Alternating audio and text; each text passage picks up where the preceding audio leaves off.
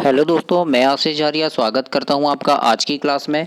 और आज मैं आपके लिए लेकर आया हूं कान्हा किसली राष्ट्रीय उद्यान की वीडियो, जिसमें हम बात करेंगे कान्हा किसली राष्ट्रीय उद्यान के बारे में। आपके एग्ज़ाम में जितने भी प्रश्न पूछे जाते हैं उन सारे प्रश्नों को आज हम क्लियर करेंगे। और शायद ही इस वीडियो में जो भी मैं बताऊंगा उससे बाहर के प्रश्न आपके एग्ज़ाम में पूछें, इतना ही बहुत काफ़ी होगा आपके लिए। और मैं कान्हा किसली राष्ट्रीय उद्यान से जितने भी प्रश्न अभी तक पूछे गए हैं और क्या क्या चीज़ें पूछ सकती है, उन सारी चीज़ों को आज मैं क्लियर करवाऊँगा। तो आइए हम चालू करते हैं। कान्हा किसली राष्ट्रीय उद्यान के बारे में पढ़ते हैं कि कान्हा किसली राष्ट्रीय उद्यान कहाँ पे है और कौन कौन से जानवर यहाँ पे पाए जाते हैं और किस किस चीज़ों के लिए ये महत्वपूर्ण है। इन सारी चीज़ों के बारे में हम देखते हैं। तो बात करते हैं कान्हा किसली राष्ट्रीय उद्यान की। तो कान्हा किसली राष्ट्रीय उद्यान को दो क्षेत्रों के 6 भागों में विभाजित किया गया है। ध्यान से देखना आप लोग कि कौन कौन से 2 क्षेत्र हैं और कौन कौन से 6 भागों में से विभाजित किया गया है। तो कान्हा किसली राष्ट्रीय उद्यान को 2 क्षेत्रों के 6 भागों में विभाजित किया गया है।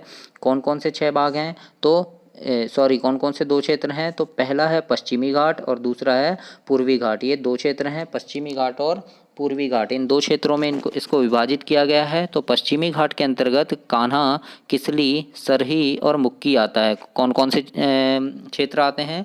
कान्हा, किसली, सरही और मुक्की, ये आता है पश्चिमी घाट के अंतर्गत। और पूर्वी घाट के अंतर्गत भैंसा घाट और सुपखर आता है ना। भैंसा घाट और सुपखर आता है। तो याद रखना, पश्चिमी घाट और पूर्वी घाट 2 क्षेत्रों में विभाजित किया गया है, जिसके 6 भाग हैं। जिले की बात करें तो ये मंडला और बालाघाट 2 जिलों के अंतर्गत आता है। कुछ मंडला में है, खास तौर पर ये मंडला में आता है, लेकिन इसका कुछ क्षेत्र बालाघाट जिले को भी छूता है, इसलिए ये मंडला और बालाघाट दोनों जिले में आता है। स्थापना की बात करें तो इसकी स्थापना 1 जून सन 1955 को हुई है। कब हुई है? 1 जून 1955 को कान्हा किसली राष्ट्रीय उद्यान की स्थापना हुई है। याद रखना, वर्ष 1933 में यह एक अभयवन था। क्या था? अभयवन। अभयवन मतलब क्या होता है? जहाँ पर घूमने फिरने की आज़ादी रहती है, कोई भी आ जा सकता है, लकड़ी काट सकता है, पशुचारण हो सकता है, घास काटना, ये सारी चीज़ें हो सकती है। किसी की भी आने जाने की आज़ादी होती है। आप झोपड़ी बनाकर रह सकते हैं, आदिवासी एरिया जैसे है तो वहाँ पे रह सकते हैं कुछ लोग। तो ये होता है, अभयवन होता है। लेकिन फिर क्या हुआ? 1952 में इसे अभ्यारण्य बनाया गया। क्या बनाया गया? अभ्यारण्य बनाया गया। कब? 1952 में बनाया गया। और उसके बाद प्रोजेक्ट टाइगर में सन 1974 को इसको प्रोजेक्ट टाइगर में शामिल किया गया, जो मध्य प्रदेश का पहला प्रोजेक्ट टाइगर था। याद रखना, मध्य प्रदेश का पहला प्रोजेक्ट टाइगर कौन सा था? तो कान्हा किसली राष्ट्रीय उद्यान था। और कब शामिल किया गया? सन 1974 में शामिल किया गया। स्थापना कब हुई? 1955 में हुई, है ना। और 1952 में अभ्यारण्य बनाया गया। याद रखना, कान्हा किसली राष्ट्रीय उद्यान पहले जब ये राष्ट्रीय उद्यान नहीं था उस तो 1952 में ये अभ्यारण्य बना और 55 में 1 जून 1955 को इसकी स्थापना हुई। और ये राष्ट्रीय उद्यान के रूप में 1 जून 1955 को मध्य प्रदेश का कान्हा किसली राष्ट्रीय उद्यान बना, पहला। और 1974 में मध्य प्रदेश का पहला प्रोजेक्ट टाइगर बना।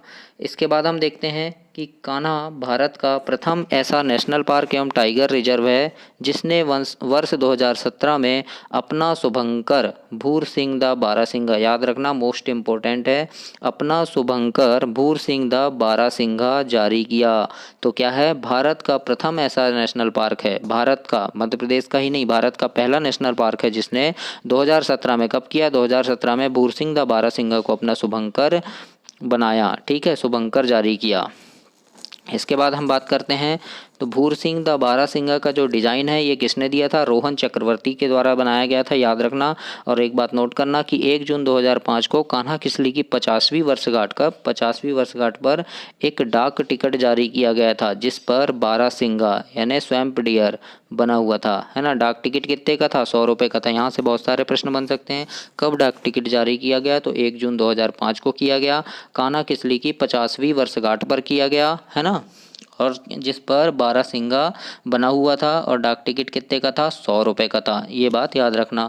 दूसरी चीज़, ब्रेडरी प्रजाति के बारासिंगा को कान्हा का गहना कहते हैं। याद रखना, कान्हा का गहना किसे कहा जाता है?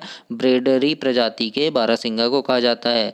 और एक बात याद रखना, 1 नवंबर सन 1981 को मध्य प्रदेश की रजत जयंती पर, रजत जयंती मतलब 25वीं वर्षगांठ पर, राजकीय पक्षी शाह बुलबुल, है ना, राजकीय पशु बारासिंगा और राजकीय वृक्ष बरगद घोषित किए गए थे। कब किए गए थे? 1 नवंबर 1981 को किए गए थे। दूसरी बात, मध्य प्रदेश में सर्वाधिक बाघों की संख्या कान्हा नेशनल पार्क में ही है। फिर यहाँ पर कृष्णमृग यानी काला हिरण ब्रेडरी प्रजाति का बारहसिंगा सर्वाधिक पाए जाते हैं। सबसे अधिक बारहसिंगा ब्रेडरी प्रजाति के कहाँ पाए जाते हैं? तो कान्हा में पाए जाते हैं, और काला हिरण भी, कृष्णमृग भी कान्हा में ही पाए जाते हैं। दूसरी बात याद रखना, जेम्स फॉर्थेस की एक पुस्तक है, पुस्तक का नाम है सेंट्रल इंडिया हाईलैंड्स। 1860 में कान्हा किसली के अंतर्गत वर्ष 1963 से 65 में प्रसिद्ध वन्यजीव विशेषकर जॉर्ज स्कॉलर द्वारा किए गए वन्यजीव संरक्षण के कार्यों का विस्तृत वर्णन मिलता है। मतलब ये यहाँ पे ये कह रहे हैं कि जेम्स फॉर्थेस की एक पुस्तक है सेंट्रल इंडिया हाईलैंड्स, ये 1960 में जो पुस्तक लिखी थी इन्होंने, तो इसमें कान्हा किसली के अंतर्गत 1963 से 65 में जो प्रसिद्ध वन्यजीव विशेषज्ञ थे जॉर्ज स्कॉलर, इनके द्वारा किए गए जो वन्यजीव संरक्षण के कार्य हैं, यानी वन्यजीव संरक्षण के अंतर्गत जो भी इन्होंने सराहनीय कार्य किए हैं, उन सारी चीज़ों के बारे में जेम्स फॉर्थेस ने अपनी पुस्तक में लिखा है, और पुस्तक का नाम है सेंट्रल इंडिया हाईलैंड्स, जो 1960 में लिखी गई है। ये बात याद रखना, कभी एग्जाम में पूछ सकता है। दूसरी चीज़, कान्हा किसली में हॉलो घाटी एवं बंजर घाटी, दो घाटियां हैं। कौन कौन सी?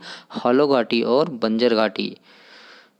ब्रांडेर द्वारा लिखी गई पुस्तक है, ब्रांडेर एक लेखक है, उनके द्वारा लिखी गई पुस्तक wild animal in central India में बंजर घाटी का वर्णन किया गया है। कौन सी पुस्तक में किया गया है? तो wild animal in central India पुस्तक में बंजर घाटी का वर्णन किया गया है। याद रखना, इस नेशनल पार्क से बंजर व सुपर्ण नदियाँ प्रवाहित होती है। कौन कौन सी नदियाँ?